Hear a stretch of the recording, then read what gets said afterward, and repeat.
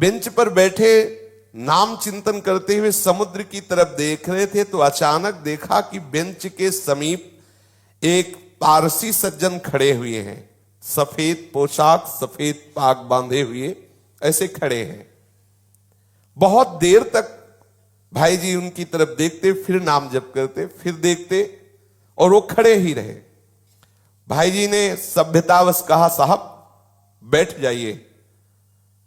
अब वो बोले डरिएगा नहीं। भाई जी ने कहा, मैं क्यों डरूंगा? बोले नहीं, मैं कोई आदमी नहीं हूं, मैं प्रेत हूं। एक बार भाई जी को पसीना आ गया, जैसे कोई एकदम बोलेला कि तो एकदम।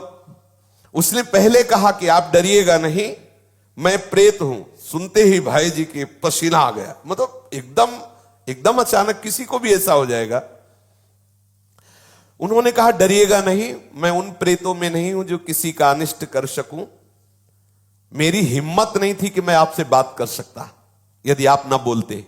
ध्यान दीजिए, एक प्रेत योनि भी है 84 लाख योनियों में, जिनका शास्त्र विरुद्ध आचरण बनता है, धर्म विरुद्ध आचरण बनता है, जो अधोगति को प्राप्त होते हैं। जैसे धंधकारी के विषय में आया है कि वो प्रेत योनि को प्राप्त हुए थे, भागवत में चल। बहुत से ऐसी गलतियां हैं जो हो जाने के कारण फिर हमें प्रेत योनि मिलती है।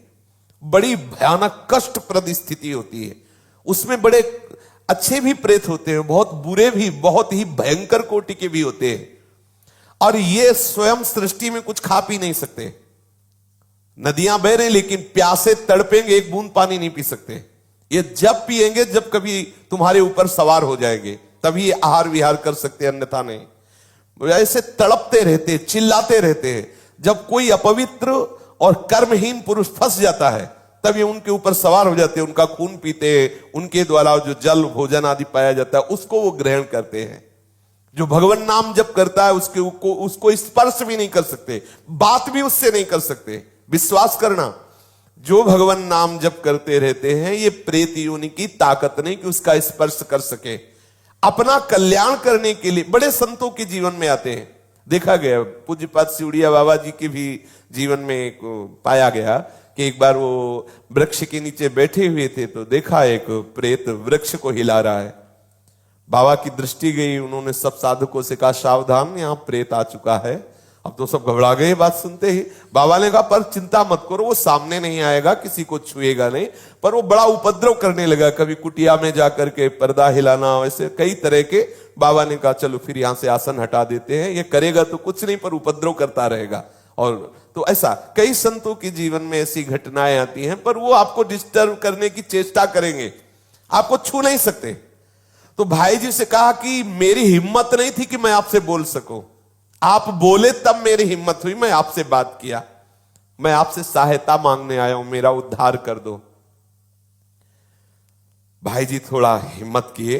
जब वो बोला, आपसे सहायता करने आया, आपका मैं अनिष्ट नहीं करूंगा, मुझ में ऐसी ताकत नहीं है कि मैं यहां किसी से भी बोल सकूं। जब तक कोई मुझे बुलाएगा नहीं तब तक मैं बोलूंगा नहीं। देखो ये सूक्ष्मता की बात। जैसे कोई खड़ा है, कौन हो, सुनो हमसे बात करो, अब वो बात करेगा। अगर आप ऐसा ना बोले तो इसीलिए बोलने की जरूरत क्या है। जैसे आप गंगा किनारे भ्रमण कर रहे हैं या कहीं कोई ऐसा दृश्य दिखाई देता, नेत्र नीचे कीजिए, चले जाइए। आपको अगर शंका है कोई खड़ा है क्या, क्यों शंका करो, चलो चुपचाप आगे बोलो। कौन है, सुनो, बात करो हमसे, तो फिर बात कर लेगा तुमसे। वो कह रहे हैं, वो प्रेत बोला, हम लोगों के लिए आदेश, पूरी सृष्टि में मैं किसी को अपनी तरफ से नहीं छेड़ सकता जब तक कोई हमें न छेड़े। अच्छा, जैसे उनकी वृत्ति मलिन होती है, तो जब तक आप अपवित्र नहीं हो, जैसे जूठे मुंह हैं, ऐसे ही सब अपवित्र हैं, गंदे आचरणों का चिंतन कर रहे हैं, उनको प्रवेश होने की गुंजाइश है। कोई न कोई ऐसी घटना करेंगे जिससे आप उनसे आकर्षित हो, वस्त्र के द्वारा या किसी आसन के द्वारा। मान लो उनका ऐसा अपवित्र आसन है, अपवित्र वस्त्र है, जिससे किसी भी तरह उनका संयोग होने का है चांस, वो आप में प्रवेश कर जाएंगे। यदि आप नाम जापक हैं, पवित्र रहते हैं, तो कहीं भी भ्रमण करके देखा है, गंगा जी की परिक्रमा जब की तो कहीं भी कोई भी ऐसी घातक क्रिया नहीं। और जबकि जगह जगह स्मशान मिलते हैं, दोपहर में भी, रात्रि में भी रुके, कभी ऐसा नहीं। कभी भगवान नाम जापक ऐसा डरे ना, पर अपनी तरफ से किसी से बोलने के लिए नहीं। कोई वस्तु पड़ी हो, कोई ये सब नहीं छूना चाहिए। तुम्हें लगता है कि ये वस्त्र है, ये अटैची है, ये किसी की पर्स है, पता नहीं किस लक्षणों से युक्त है, तुम्हारी हानि कर दे, ऐसा कोई पड़ी हुई वस्तु न छुए, किसी से बोले ना, अपनी तरफ से किसी से वार्ता न करे। ये अगर ऐसे सावधान रहे तो है, प्रकृति में है 84 लाख योनियों में एक योनि, पर कभी ऐसे सहसा किसी को वो आक्रमण करके नष्ट नहीं करते। कोई घबराए नहीं, ऐसा तुमसे बढ़कर वो नहीं है, सबसे बड़े प्रेत तुम हो। यदि आप अपने में रहो तो लाखों प्रेत आपके अधीन हो जाए। आप समझो, जहां यमपुरी की चर्चा आती है तो उन्हें प्रेत राज कहते हैं, यमराज जी को, और समस्त जीवों को प्रेत कहते हैं। भूत सर्वभूत हिते रतसा, भूत ही तो है। देखो ये 5 महाभूत है, नहीं ये भूत थोड़ी, ये महाभूत है, इनमें फंस गए, अब इनसे मुक्त हो जाओ। ये भूत है, परेशान करते रहेंगे। 5 तो लगे ही है, चूक गए तो और ऊपर इनमें छठा भी चढ़ जाएगा, और वो परेशान करता रहता है। इसलिए मैं प्रतीक्षा कर रहा था कि आप बोले तो मेरी हिम्मत पड़े। भाई जी महाराज प्रेत से बोले, तुम क्या चाहते हो? बोले, मेरे पास बहुत सी शक्तियां हैं, मैं कोई साधारण प्रेत नहीं हूं, मुझे गीता याद है पूरी। वैसे तो कहते गीता के श्लोक बोलो तो प्रेत भग जाएगा, वो कह रहा मुझे गीता याद है पूरी गीता याद है मुझे।